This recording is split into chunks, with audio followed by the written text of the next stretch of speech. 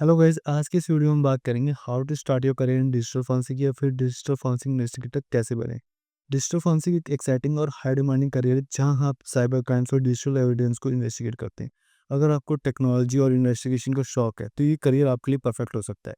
इस वीडियो में हम स्टेप बाय स्टेप समझेंगे कि कैसे स्टार्ट करें, कौन सी स्किल्स और सर्टिफिकेशन ज़रूरी है और आपको जॉब कैसे मिल सकती है। चलिए स्टार्ट करते हैं।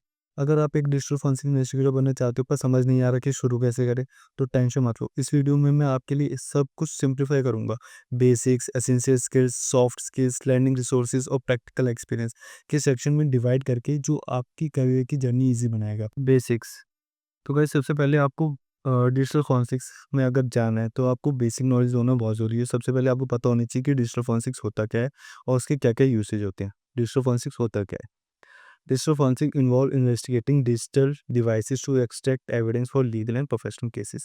डिजिटल फोरेंसिक्स क्या होता है? जहाँ पे आप डिजिटल डिवाइसेस को हैंडल करते हो, किस पर्पज़ के लिए? जहाँ पे आप लीगल और प्रोफेशनल केसेस को हैंडल करते हो, वहाँ से आपको एविडेंस कलेक्ट करना। इसका यूसेज क्या होता है? It's widely used in cyber crime investigation, data breaches और लीगल डिस्प्यूट्स के अंदर ये सबसे ज़्यादा यूज़ किया जाता है। इसके बाद आते हैं हम guys area of digital forensics के अंदर। तो गाइज़, अगर आपको डिजिटल फोरेंसिक्स के अंदर जाना है तो सबसे पहले आपको क्लियर रखना पड़ेगा कि आपको किस टाइप की इन्वेस्टिगेशन के अंदर जाना है, क्योंकि डिजिटल फोरेंसिक्स के अंदर आपको बहुत सारी ब्रांचेस मिलती हैं, जैसे कंप्यूटर फोरेंसिक्स हो गया, मोबाइल डिवाइस फोरेंसिक्स हो गया, network forensics, cloud forensics, malware forensics, database forensics. तो आपको पहले सेलेक्ट करना है कि आपको किस टाइप की फोरेंसिक्स के अंदर जाना है। फर्स्ट ऑफ ऑल, आप जब भी सीएचएफआई स्टार्ट करोगे तो आपको सब कुछ बेसिक लेवल पे हर एक चीज़ सिखाई जाएगी। उसके बाद अगर आपको किसी चीज़ के अंदर स्पेशलाइजेशन करनी है, जैसे कंप्यूटर फोरेंसिक्स के अंदर या मोबाइल डिवाइस फोरेंसिक्स के अंदर, तो आप उसके अंदर परस्यू कर सकते हो, एक-एक करके। इसके बाद आता है लॉ एंड रेगुलेशन।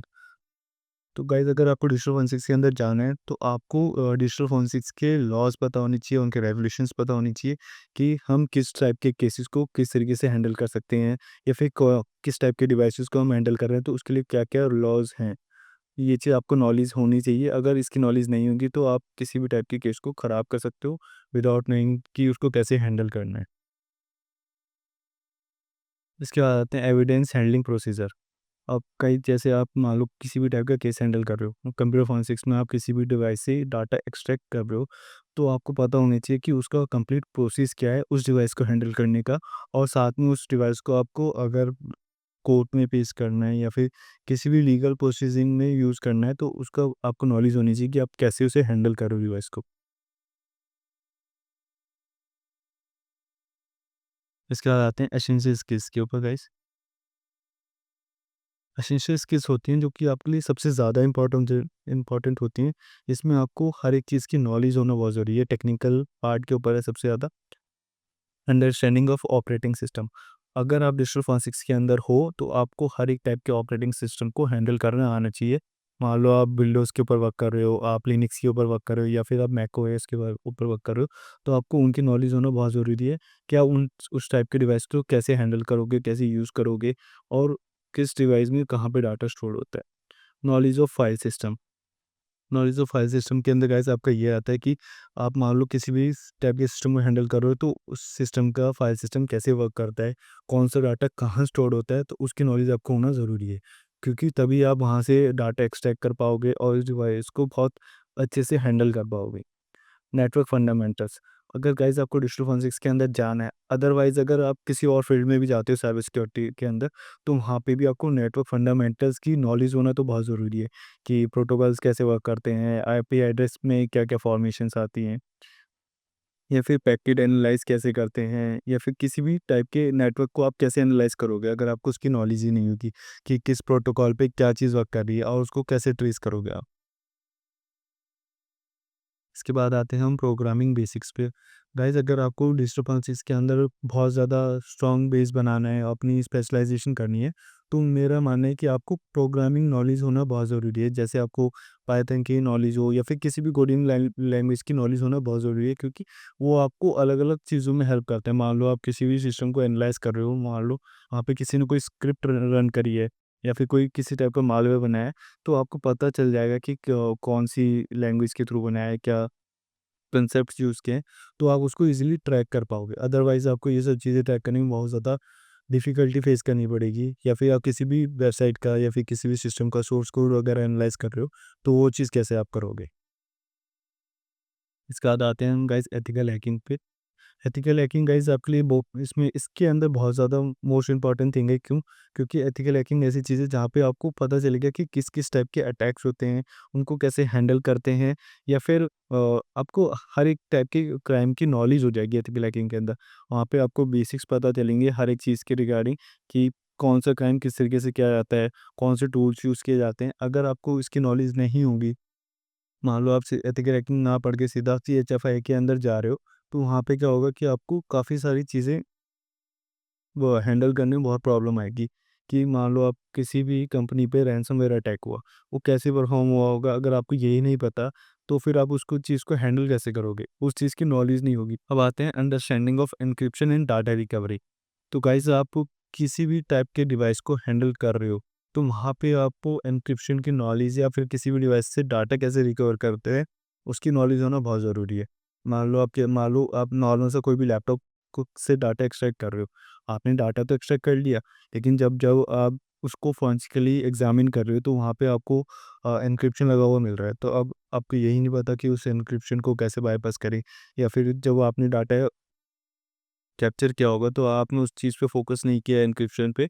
अब एट द एंड जाके क्या होगा, आप उस चीज़ को हैंडल करने में आपको बहुत ज़्यादा डिफ़िकल्टी फ़ेस करनी पड़ेगी, कि उस चीज़ को आप कैसे हैंडल करोगे। इसके बाद आते हैं गाइस हम सॉफ्ट स्किल्स पे। सॉफ्ट स्किल्स में आते हैं आपकी analytical skill, attention to detail और प्रॉब्लम सॉल्विंग स्किल।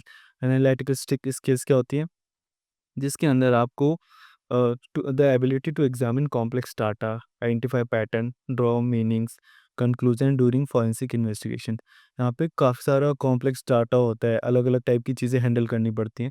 तो वहाँ पे आपको ये चीज़ पता होनी चाहिए कि उसके पैटर्न्स को देख के, या फिर उस सोर्स कोड को देख कर आप एनालाइज कर पाओ कि किस टाइप का क्राइम यहाँ पे कंडक्ट हुआ होगा, या फिर किस सॉफ्टवेयर के थ्रू या किस टूल्स के थ्रू ये चीज़ें कंडक्ट की गई होंगी। अटेंशन टू डिटेल, इसमें क्या आता है गाइस कि आपको हर एक चीज़ पे फ़ोकस करना है, हर एक चीज़ को एनालाइज़ करना है। मान लो आप किसी भी सिस्टम को एनालाइज़ कर रहे हो, तो पता होना चाहिए कि वो सिस्टम ऑन है, ऑफ है, कौन-कौन उस सिस्टम को यूज़ करता है। तो आपको हर एक चीज़ को फ़ोकस रखना है। ये नहीं कि सिंपल सा कि डाटा कैप्चर कर लिया, अब बाकी चीज़ें हम खुद एनालाइज़ करें। नहीं, आपको अदर चीज़ों पे भी फ़ोकस करना है, जो कि आपकी सिर्फ़ सिस्टम से रिलेटेड ना हो। इसके अलावा problem solving skills. Problem solving skills होती है कि आप किसी भी टाइप के क्राइम को हैंडल कर रहे हो, किसी भी टाइप के एविडेंस को हैंडल कर रहे हो, तो आपको अलग-अलग टाइप की प्रॉब्लम्स फेस करनी पड़ेंगी। तो उस चीज़ को आप उस टाइम पे कैसे हैंडल करोगे? क्या चीज़ आप यूज़ करोगे? कौन से टूल्स यूज़ करोगे? कौन सी सॉफ्टवेयर यूज़ करोगे? या फिर अपनी कौन सी क्रिटिकल थिंकिंग यूज़ करोगे कि किस तरीके से आप उस चीज़ को सॉल्व कर सकते हो? इसके अलावा आते हैं गाइस हम लर्निंग की ओर। ये हमारा मेन बेस है कि आप कैसे अपनी स्किल्स को ग्रो कर सकते हो, कौन-कौन से सोर्सेज़ के थ्रू आप कौन-कौन से किस-किस टॉपिक्स पे आप वर्क ऑन कर सकते हो। नॉर्मली ये मान लो आपको सिर्फ़ डिजिटल फॉरेंसिक स्टार्ट करना है, तो नॉर्मली आपको उसके लिए कंटेंट चाहिए होगा, पीडीएफ्स चाहिए होंगी, वीडियोज़ चाहिए होंगी, तो आप उसको कैसे सर्च कर सकते हो? आप गूगल सर्चेज़ के थ्रू या गूगल डॉक्स के थ्रू ये चीज़ें सर्च कर सकते हो। गूगल डॉक्स क्या होता है? गूगल गूगल डॉक्स होता है जहाँ पे आप कुछ एडवांस सर्चेज़ करके, जहाँ पे आप स्पेसिफिक टाइप का डाटा सर्च कर सकते हो। जैसे इन टाइटल, इन टेक्स्ट, ये सब टाइप के कुछ फॉर्मेट्स होते हैं, जिसमें आप गूगल डॉक्स के थ्रू अलग-अलग टाइप के फॉर्मेट सर्च कर सकते हो। जिसमें आपको अगर सिर्फ स्पेसिफिक पीडीएफ कंटेंट चाहिए तो वो मिल जाएगा, वीडियो कंटेंट चाहिए तो वो मिल जाएगा। तो इस तरीके से आप कंटेंट रिसर्च कर सकते हो। इसके अलावा गाइस गिटहब रिपॉजिटरीज़ भी आती हैं, जहाँ पे आपको बहुत सारा डीप एनालिसिस के लिए कंटेंट मिल जाता है, पढ़ने के लिए मिल जाता है। वहाँ पे आपको अलग-अलग जिस भी पर्सन ने इन चीज़ों पे वर्क करा होगा, तो वहाँ पे लोग अपना कंटेंट सबमिट करते हैं। वहाँ पे जाके आप अपनी उनके कंटेंट की हेल्प ले सकते हो अपनी नॉलेज को ग्रो करने के लिए। उसके अलावा गाइज़ आप क्या चीज़ पे वर्क कर सकते हो, ऑनलाइन न्यूज़ एंड ब्लॉग्स के ऊपर। जो भी कंपनीज़ डिजिटल फॉरेंसिक्स के रिगार्डिंग काम करती हैं, केस हैंडलिंग करती हैं, तो आप उनकी वेबसाइट पे विज़िट करके वहाँ पे ब्लॉग्स पढ़ सकते हो, केस स्टडीज़ पढ़ सकते हो कि उन्होंने किस-किस टाइप के केसेस को हैंडल किया है। फिर वो किन कौन-कौन से डिवाइसेज़ करते हैं, या फिर किस टाइप के एविडेंस को हमें कैसे हैंडल करना चाहिए। तो इस टाइप की चीज़ें आपको वहाँ से मिल जाएँगी। इसके अलावा गाइस कुछ बुक्स रेफर्स में जिसको आप अपने लिए गो थ्रू कर सकते हो। ये है पहली बुक है computer forensics, cyber criminal laws and evidence. उसके बाद digital forensics for dummies, practical digital forensics.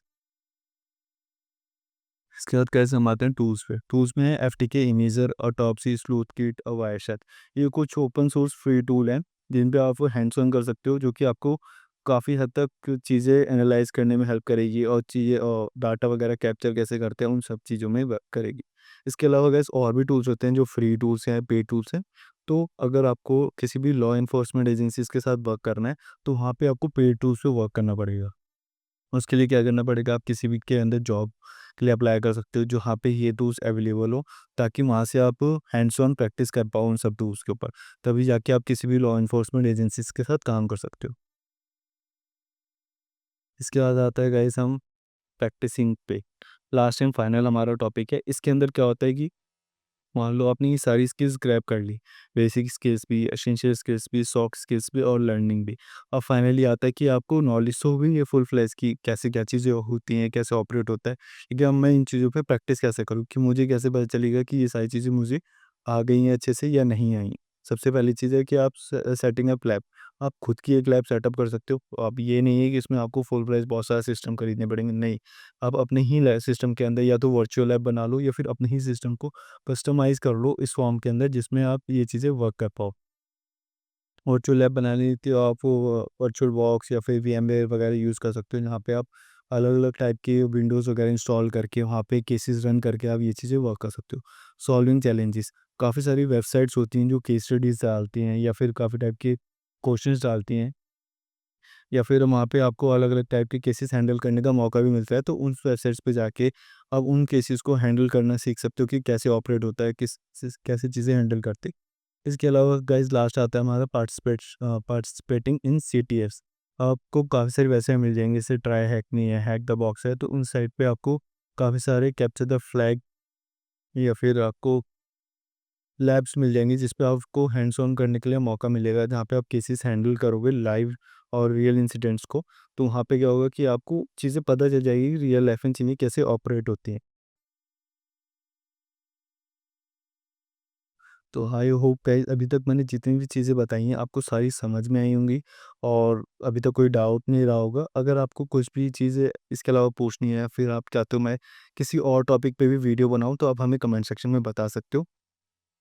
इसके अलावा गाइस अगर आपको किसी भी टाइप का प्रोडक्ट, सर्विस या ट्रेनिंग की नॉलेज चाहिए डिजिटल फॉरेंसिक्स के रिगार्डिंग, तो आप हमसे कनेक्ट कर सकते हो www.scient.in पे, जहाँ पे हमने काफ़ी सारे प्रोडक्ट्स लिस्ट करे हुए हैं और सर्विसेज के बारे में बताया हुआ है, और साथ के साथ हमने काफ़ी सारे ट्रेनिंग सर्टिफिकेशन भी वहाँ पे लॉन्च करे हुए हैं। अगर आपको इन फील्ड के अंदर ग्रो करना है तो आप हमसे कनेक्ट कर सकते हो।